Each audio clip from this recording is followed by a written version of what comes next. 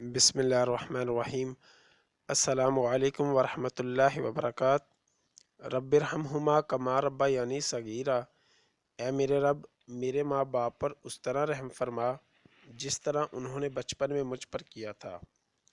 عظیم فتنہ دجال لعین۔ دجال کا ظہور قیامت کی بڑی بڑی نشانیوں میں سے ایک ہے۔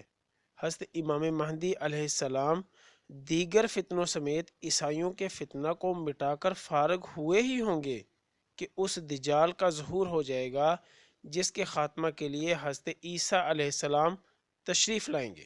دجال کے خروج سے پہلے حضرت اسماء بنت یزید انصاریہ رضی اللہ عنہما فرماتی ہیں کہ رسول اللہ صلی اللہ علیہ وسلم میرے گھر میں تشریف فرما تھے۔ آپ صلی اللہ علیہ وسلم نے دجال کا بیان فرمایا۔ آپ صلی اللہ علیہ وسلم فرمایا اس سے پہلے 3 سال ہوں گے جن کی تفصیل یہ ہے کہ پہلے سال آسمان اپنی 1/3 بارش روک لے گا اور زمین اپنی 1/3 پیداوار روک لے گی۔ دوسرے سال آسمان اپنی 2/3 بارش روک لے گا اور زمین بھی اپنی 2/3 پیداوار روک لے گی۔ تیسرے سال آسمان اپنی مکمل بارش روک لے گا اور زمین اپنی پوری پیداوار روک لے گی، لہٰذا گھر والے اور باہر والے مویشی سب مر جائیں گے۔ حضرت عبداللہ بن عمر رضی اللہ عنہ نے فرمایا میں حتیم میں حضرت حذیفہ رضی اللہ عنہ کے ساتھ تھا۔ انہوں نے حدیث ذکر کی، پھر فرمایا اسلام کی کڑیوں کو ایک ایک کر کے توڑا جائے گا اور گمراہ کرنے والے قائدین ہوں گے اور اس کے بعد 3 دجال نکلیں گے۔ میں نے پوچھا اے عبداللہ، آپ یہ جو کہہ رہے ہیں کہ آپ نے یہ نبی کریم صلی اللہ علیہ وسلم سے سنا ہے؟ انہوں نے جواب دیا جی ہاں، میں نے یہ حضور صلی اللہ علیہ وسلم سے سنا ہے اور میں نے نبی کریم صلی اللہ علیہ وسلم کو یہ بھی فرماتے ہوئے سنا کہ دجال اصفہان کی یہودیہ نامی بستی سے ظاہر ہوگا۔ حضرت اسحاق بن عبداللہ سے روایت ہے کہ میں نے انس بن مالک کو فرماتے ہوئے سنا کہ اصفہان کے 70,000 یہودی دجال کے پیروکار ہوں گے جن کے جسموں پر سبز رنگ کی چادریں ہوں گی۔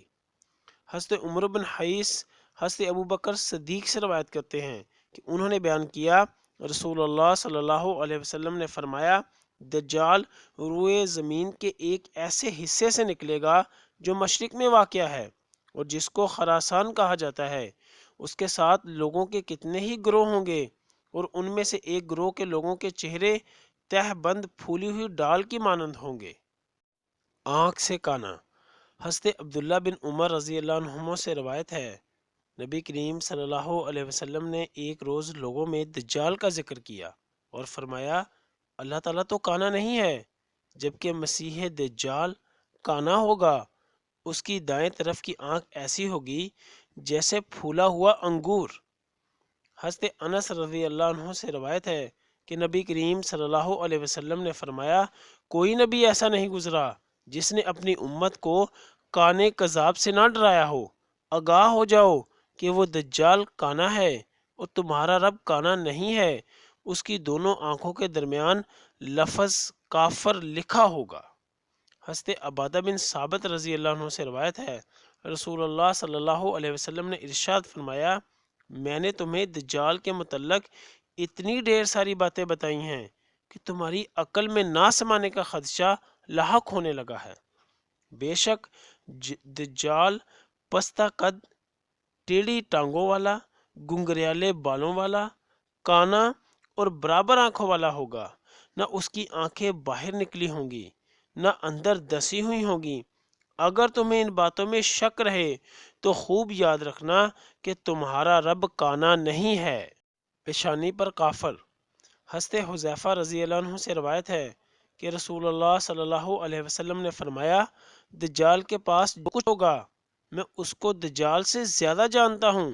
اس کے پاس 2 بہتیں ہوں گی، ایک دیکھنے میں سفید پانی ہوگی اور دوسری دیکھنے میں بھڑکتی ہوئی آگ، لہٰذا اگر کوئی شخص اس کو پا لے تو وہ اس نہر کے پاس جائے جو آگ نظر آ رہی ہو اور آنکھیں بند کر لے، پھر سر کو نیچے کر کے اس سے پی لے تو وہ ٹھنڈا پانی ہوگا۔ بے شک دجال کی آنکھ کی جگہ سپاٹ ہے جس پر ناخنا کی طرح سخت چیز ہوگی۔ اس کی دونوں آنکھوں کے درمیان کافر لکھا ہوگا جسے ہر پڑھا لکھا اور ان پڑھ مومن پڑھ سکے گا۔ حضرت جابر رضی اللہ عنہ نے فرمایا دجال کی پیشانی پر کافر لکھا ہوگا، جس کو ہر مومن خواہ جاہل ہو یا پڑھا لکھا دونوں پڑھ سکیں گے۔ یا اللہ، خاندان اہل بیت کی سچی محبت ہمارے دلوں میں راسخ فرما۔ یا رسول اللہ صلی اللہ علیہ وسلم، ہمارے ماں باپ اور ہماری آل اولاد آپ صلی اللہ علیہ وسلم پر قربان ہو، آمین یا ارحم الراحمین۔